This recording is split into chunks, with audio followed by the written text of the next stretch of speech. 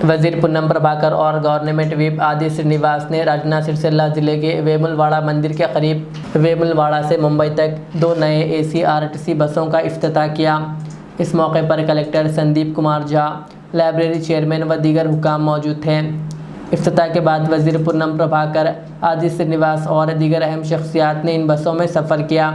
ये बसें इलाके के लोगों के लिए सफ़र को आसान और आरामदा बनाने में मददगार साबित होगी।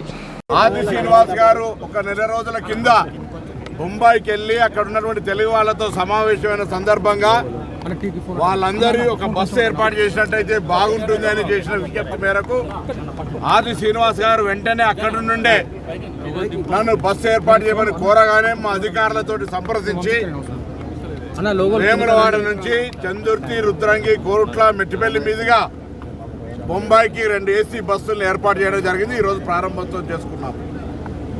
ముంబైలో ఉన్న ఎక్కడున్నా తెలంగాణే, ఆ తెలంగాణ బిడ్డలకు సంబంధించి రవాణా సౌకర్యంలో ఎక్కడ ఇబ్బంది కలగద్దని అక్కడి స్థానిక తెలుగు ఉన్నటువంటి ముంబైలో ఉన్న తెలుగు సంఘం నాయకులు ఆది శ్రీనివాస్ గారు కోరగానే వారు నాకు ఈ విధంగా బస్సు వేయాలని చెప్పగానే వెంటనే బస్సు ఏర్పాటు చేసి ఈరోజు బస్సు ప్రారంభోత్సవం చేసుకుంటున్నాం। ఈ సందర్భంగా ముంబైలో ఉన్నటువంటి తెలుగు వాళ్ళందరికీ శుభాకాంక్షలు।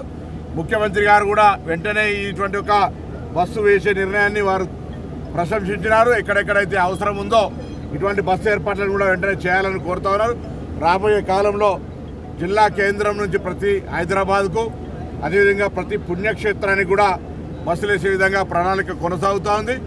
రాష్ట్ర ప్రభుత్వం రేవంత్ రెడ్డి గారి నాయకత్వంలో ఏర్పడ్డ ప్రజాపాలన మహిళలకు మహాలక్ష్మి పథకం కింద ఉచితంగా ఇవ్వడంతో పాటు ఈ పథకం సక్సెస్ కావడానికి కష్టపడుతున్నటువంటి RTC డ్రైవర్లు, కండక్టర్లు, సిబ్బంది వారందరి సంక్షేమం కొరకు పనిచేస్తూనే ప్రయాణికుల సౌకర్యము, సంస్థ అభివృద్ధి దిశలో పనిచేస్తూ ఉన్నాం।